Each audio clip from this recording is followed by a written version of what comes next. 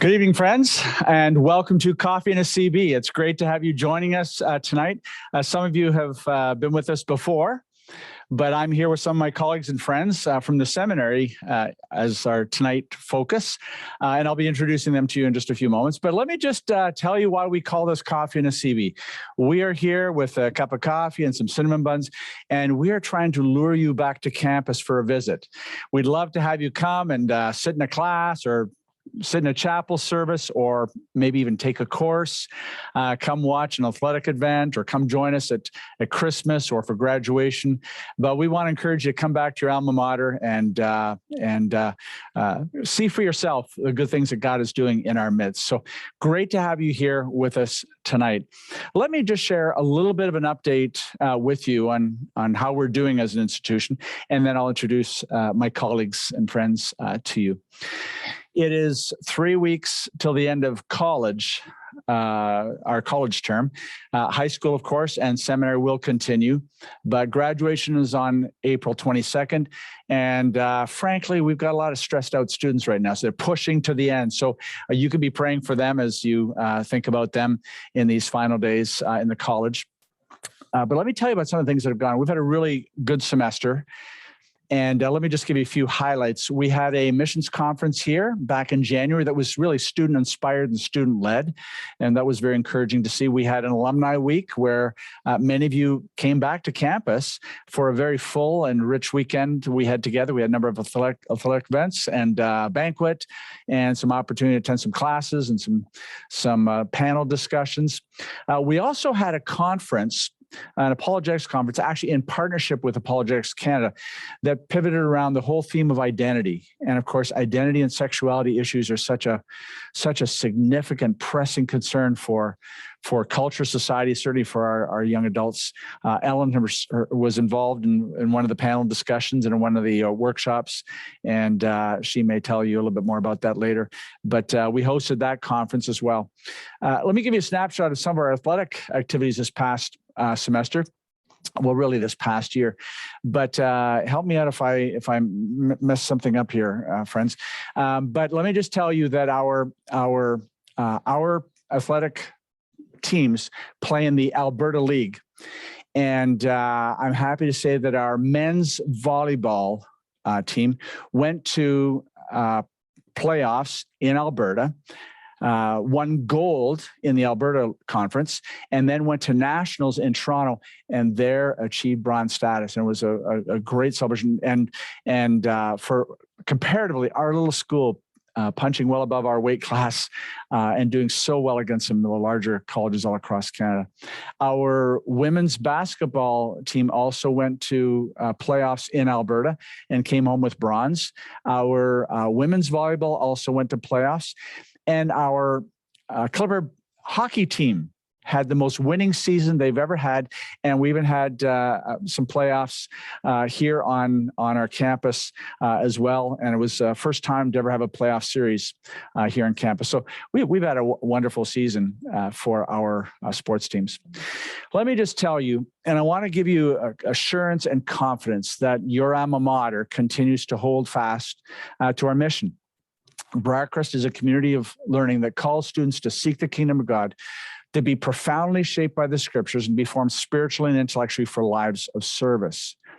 And every word there matters, because we're Christ-centered, we're Bible-anchored, and ministry-focused in the sense of we want our students to leave their experience here committed to be agents of change, to represent Christ as servants, whether it's in vocational ministry or lay capacity, to be servants and ministers in their place of employment, their profession, their career, wherever God places them, whether it's in business or whether it's in healthcare or whatever orbit God places them.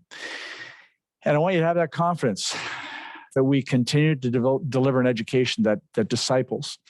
And you know our holistic educational environment here, and we continue to be just as committed to that, and really, in many ways, even more committed to it, because the nature of the times we find ourselves living in, there is such a need for grounding, particularly our young adults, in their relationship with God. And you know, over the last couple of years, as you've read our letters and our literature and seen our various campaigns, our Keeping the Faith campaign, of course, focused on the need to ground our emerging adults. Just to remind you, two-thirds of our emerging adults, when they finish high school and move into the next season of life, whether it's university, college, or the workforce, two-thirds will depart from the church, and half of that number will completely abandon their faith. And we've got to turn that statistic around. That's deeply troubling for parents, for church leaders, for all of us.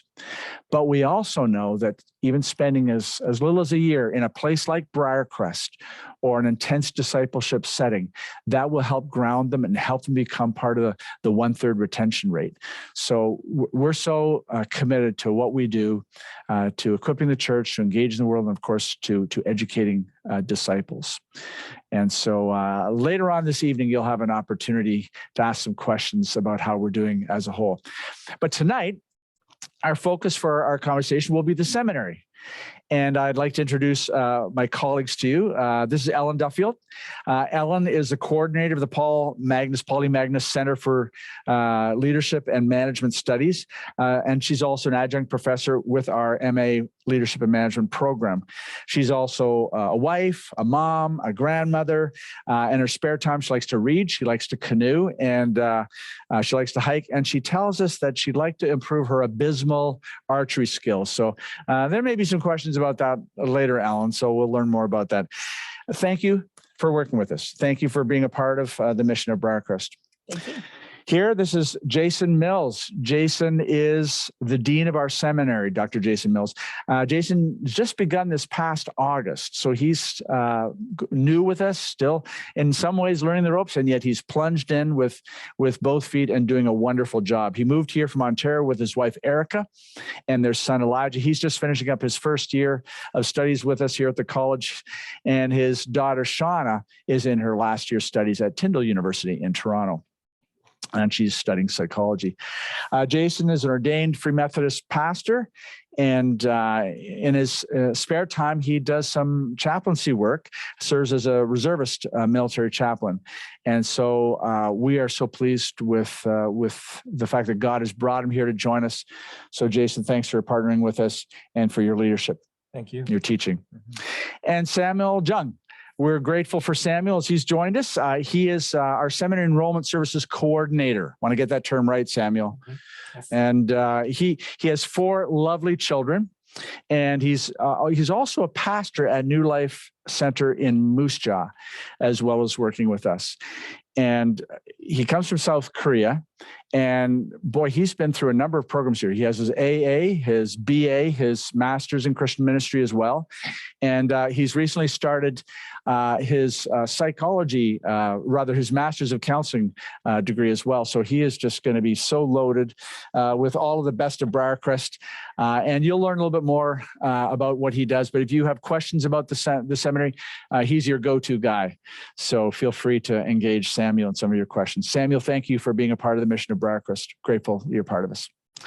So Ellen, tell us a little bit about, our friends, I'm sure they know who Paul Magnus is, but tell us about the Paul E. Magnus Center for Leadership Studies. Give us a little bit of a snapshot as to the scope of that ministry and your work with that ministry. Yeah, absolutely. Thank you. So Dr. Paul Magnus, who's on the call with us tonight, has played such a significant role at Briercrest, as you know. About one of the many things that have been really important in the work that he's done here is the establishment of the Paul Magnus Center for Leadership Studies. And it has a pretty broad mandate. About 50% of the work that we do really is in support of the Masters of Leadership and Management program and the students that are in that program and professors. And the other 50% really has to do with what's called more of a non-academic support of leaders more broadly. So it's in that context really that we have a chance to work with church leaders and organizational leaders and student leaders and any number of other folks with coaching and consulting. We're going to be going this weekend to do some work in Ontario. In a few weeks, we'll be heading out to the Edmonton area. So it's a beautiful opportunity to be able to extend what's offered through the leadership program here at Briercrest beyond the academic offerings to a variety of other settings as well. Now, Ellen, we're so pleased you're here with us, but tell us, you've had a number of opportunities and leadership experiences yourself. Give us a little bit of a snapshot of some of the things God has allowed you to be part of and things you've led. Well, thank you. Yeah, so had the incredible privilege of leading in a few different environments before coming to Briercrest, but most recently was working at a leadership studio in Ontario. And we were working with corporate groups and nonprofit groups, churches, and also with a number of students. And maybe I could tell you a little bit about some of the student work we did, because that was kind of near and dear to my heart for sure. So one of the things that we discovered is that when you teach leadership skills to people who would never identify as a leader, so someone who had never been a team captain, someone who had never been chosen to lead their class or something like that. In fact, when you would offer leadership development to kids who are kind of falling through the cracks at school, what we discovered is that their academic scores would go up, their sense of agency would go up, their civic engagement would go up, all kinds of great things would happen. And that makes sense when you think about it, because really leadership is about yourself and developing yourself, and it's about engaging with your world and not reacting to your world so much as beginning to think differently about your world. And so that's a really important piece for me. And my husband and I had the chance to work for many years in Christian camping, and we saw that play out in a lot of different ways. And then through that gave us the opportunity to work with Christian Camping International. And so we do a fair bit of work internationally with them now virtually, but also in the good old days through travel. And so that was a really important part of kind of expanding my perspective about what leadership is like in different parts of the world, and realizing there's not just one cookie cutter way to thinking about leadership. And that led into, for example, our Global Perspectives on Leadership seminar series that we did through the Leadership Center last year with a number of folks that I had the privilege of meeting in some of those contexts. And then the last thing that I would say is I also have a real heart for creating environments where men and women can thrive together. And I have the privilege of working with Dr. Magnus this coming fall to teach a course on that topic. But beyond that, the opportunity to work with different denominations and organizations who are really trying to create more diverse working environments, healthy, diverse working environments. And often we want to do that, but we don't necessarily have the skills or know how to operationalize that. So that's another piece that's really important to my work as well. Certainly, we're all aware that leadership is becoming increasingly complex. We've just emerged out of a pandemic.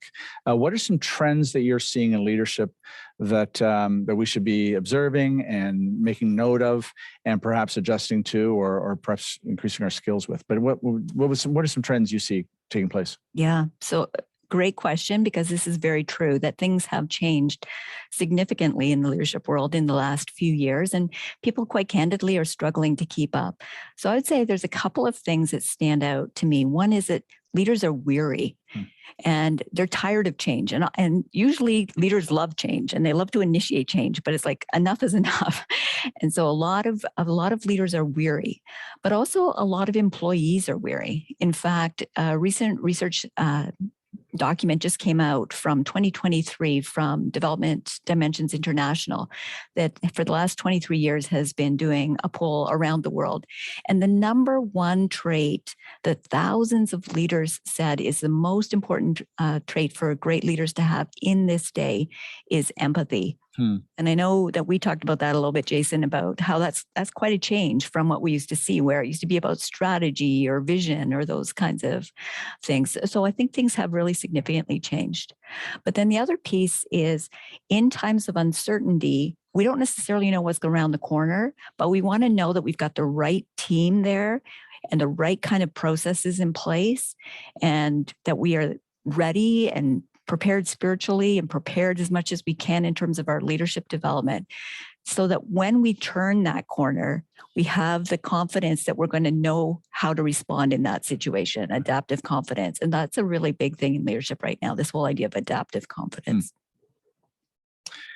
Ellen, and I'm going to ask you guys the same question. Talk to me about what God is teaching you these days. Thank you. So I've been studying the theme of shalom for the last couple of years, and that has been such a powerful season for me. And I actually started it just before COVID started. And this idea of peace and of well-being. And then as we moved into COVID and as the world went into, such a crazy season, it really struck me that during times of uncertainty, we need to cling to the God who is our shalom. Wonderful. Yeah. That's great. Well, you be thinking about some questions you'd like to ask Ellen a little bit later on in our time together. Jason. Jason's the dean of our seminary. Jason, what does a dean do? I mean, that's not your other name.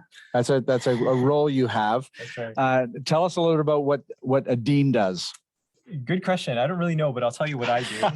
So I oversee essentially the academic administration of the seminary. So to use a pastoral kind of play on this, I'll use 3 Ps. So planning. So for example, planning courses, who's teaching them, when they're offered, assessing how we're doing in those courses. Programs is a second P. So including our degree programs and our centers. So we have our counseling center, we have our leadership center, Ellen has just talked about, and then people. So I look after faculty, adjuncts, as well as our core faculty, and then students, making sure that everyone's doing okay and doing what they need to do. So I also teach a couple of courses, which is not part of the dean role, but it's part of the great things that I get to do. And I think of my role as a dean as being like engine oil in a vehicle. So a lot of what I do doesn't get seen, but if there's not good administration, things really seize up and things don't work well. So I kind of think of myself as just kind of making sure things are fluidly working well. And then I know I'm doing okay. All right. Tell us a little bit about what's unique about Briercrest Seminary and its structure and what some of the unique factors. Yeah, great question. So I would say there's a lot of seminaries that are started by denominations. Ours, I think, was started by Paul Magnus. Paul, you can correct me if I'm wrong about a number of these things, but I think Paul came with a vision for a summer graduate institute to help pastors primarily. He had an experience at Fuller and came back and thought that could work here. So that's unique about this context, about the origins of our seminary. He had a vision then for the seminary wing, which was, the facility has expanded. He has vision for the leadership of management program. So a lot of who Paul is infused into this institution, even as Paul has transitioned toward retirement. We function on a modular basis. So we most of our courses are week-long intensives. Even with the shift online during COVID, we kept our 1-week intensives even online. And so that's another unique thing that part of it is people can just take a week off work or just come out for a week or just come online for a week, take a course, and then you have your pre-course assignments, your post-course assignments. It also allows us to tap into unique faculty. So we've been able to lean into expert scholars like Keith Bodner, who's an Old Testament scholar who's been teaching with us for a number of years. He lives in New Brunswick and he teaches at Crandall as well. We can tap into counselor therapists from BC. We can fly in or have online a specialist from Toronto in Christian education. And David Gretzky, many of you know, he was the former dean. He's now the Evangelical Fellowship of Canada president, and he comes and teaches for us because we have week-long. It works for him, and so we can kind of tap into some of these experts. Another thing is that traditional seminaries typically focus a lot of their energy and time on training and educating pastors at the beginning before they're pastors, preparing them. That hasn't been our focus so much. Yes, that's part of what we do. Yes, we're excited about that. But we do have these strong branches of also counseling and leadership. And so those are some of the kind of main differences, I would say. Yeah. Tell us about some of the things you're involved in right now. Yeah, some of the things I'm excited about and what we're working on. We're currently working on our vision for seminary education. So the college has had a vision for undergraduate education. We haven't really had a vision document. And so we've been working on that. We're getting to the ends of that to allow us to have kind of a distinct vision of what are we uniquely called by God to do as an institution, as a seminary.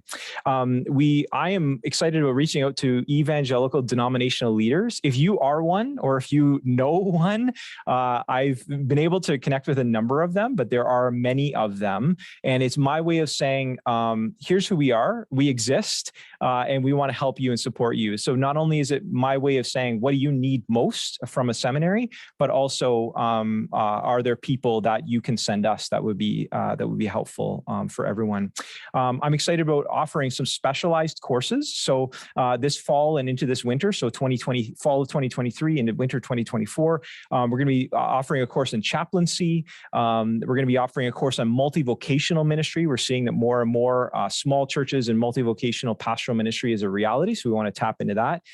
Clergy resilience, men and women leading together. Ellen and Paul are going to be tag team teaching that. Technology and theology, as we wrestle with the implications of technology. Joel Houston and I are going to be tag teaming that. And I've invited Doug Moo. If you're at all familiar with New Testament scholarship, Doug Moo is an incredible scholar. He's at Wheaton College. He's just retiring, and he's going to come and teach Pauline epistles for us. He's the chair of the New International Version Bible Translation Committee. He's written numerous commentaries, and he's an incredible scholar. He's world renowned. So he's going to be here in October teaching our Pauline epistles course. So those are a few of the things. I'm excited about drawing in new students. So this fall, we are offering anyone that's never taken a Briercrest course, college or seminary. So I suspect most of you won't be able to take advantage of this. We're saying you can come and audit a course for half price, or we'll give you a third off tuition if you're taking it for credit, or we'll give you an hour of coaching. If you'd like to pay the full price, we want to give you an hour of coaching. And so we partner with the Leadership Center to be able to do that in order to say, how can we attract new students? And some of these specialized courses are going to be the ones that we're focusing in on to try to see if we can reach out across Canada for some of our online courses, reach out more locally, Regina, Saskatoon, Moose Jaw, Swift Current, for some of our courses that are offered in the flesh. So there's many more things that I could say. I don't know if you want me to say. No, that's great. Yeah. So you mentioned briefly that we're modular, and talk to us a little bit about the advantage of that, because some of your pastors, some of you may want to come, but the beauty is we don't have to pack your bags and move here necessarily. But tell us about the modular approach. Absolutely. It's a course in a week. So basically you can take time off, you can come here, you can commute here, and you can spend 1 week and do an entire course, and then you go home and you work on your coursework. So your church might be able to free you up to say, we'll give you a week and we won't even call it vacation. It's part of professional development. A lot of denominations say that that's an important part, and we believe that too in pastors learning and growing. And so it's an easy way to be able to say, yeah, take a week off, go do this intensive studying, and it works. That's great. Mm-hmm. Tell us a little bit about what God is teaching you. Yeah, I would say a couple of things, actually. So number one is he's teaching me about knowing students and faculty. So basically getting to know them. In the courses that I teach, I find it's really hard to teach them until they feel like I care about them and I know a bit about them. So I do try to take time to get to know our students as well as our faculty, our staff. I try to check in with them, and that's one of the things. And God's also teaching me about answers to prayer. And so as I pray, God is answering. And obviously not everything I pray, God is in the process of answering, or he may be answering in ways that I'm not recognizing. But there have been some ways in which God has confirmed, and I'm so thankful for those answers to prayer. Yeah. So what brings you, I mean, you've been here the last number of months. What brings you the greatest joy since you've been here? I'd say the people, the students, the faculty, the staff. It just seems like a great, warm community, and I'm excited to be part of it. So yeah, we are great, aren't we? We're just absolutely, and humble. Yeah. Indeed. Well, life is relationships, right? Mm-hmm. And when those relationships are good, it's a joy. Absolutely. Well, bless you, brother. So glad you're a part of things. Absolutely. Think about some questions you might have for Jason. Samuel, Sammy, you were a graduate and you're new to this role, but tell me a little bit about, before we talk about your work with the seminary, tell us a little bit about your education here and some things you were impacted by. Give us a bit of a snapshot there. All right. For a short answer, as a seminary student, I studied hard, period. And for longer answer, as a seminary student at Briercrest, I had an amazing experience. The faculty members were knowledgeable, supportive, and passionate about teaching. The courses were challenging but rewarding. And I appreciated the opportunity to grow both academically and spiritually. And additionally, the community was very welcoming and inclusive, which made the overall experience even more enjoyable. Oh, that's wonderful. Tell us a little bit about the role you have now with your enrollment as enrollment coordinator. Tell us about that role. Sure. So my primary responsibility is assisting individuals with enrollment at our seminary. I work closely with prospective students to help guide them through the admission process and provide them with all the necessary information about our programs. And I also collaborate with other departments within the seminary to ensure a smooth enrollment process for students. And I'm responsible for answering any questions they may have about the enrollment process, which courses they should take, the associate costs, and assisting potential students in the application process, and providing information on the various programs offered, and answering any questions they may have. And upon receiving online applications, I'm the initial reviewer, so assessing each applicant's qualification to determine if they are a good fit for our seminary. And for international students, I provide guidance on payment as well as assistance with the study permit applications and ensuring they are aware of any important information they need to know. The process for one international student typically takes more than 6 months, but it's always rewarding to see them finally arrive on campus. And additionally, I also provide support to the seminary community by preparing refreshments such as coffee and cookie during class break. I also prepare soup and buns for everyone and organize a seminary spotlight time. And it's all about creating a welcoming and inclusive environment for our students and staff. And overall, my role is focused on making the enrollment process as smooth, as straightforward as possible for students, and ensuring that they have the support they need to succeed in their studies at Briercrest Seminary. Samuel, of course, we expect all of our students, all of our staff and faculty to be involved in the local church, but I love that you continue to be pastoring in Moose Jaw. Just tell us a little bit about your role as a pastor. I work in a New Life Center in Moose Jaw as an associate pastor.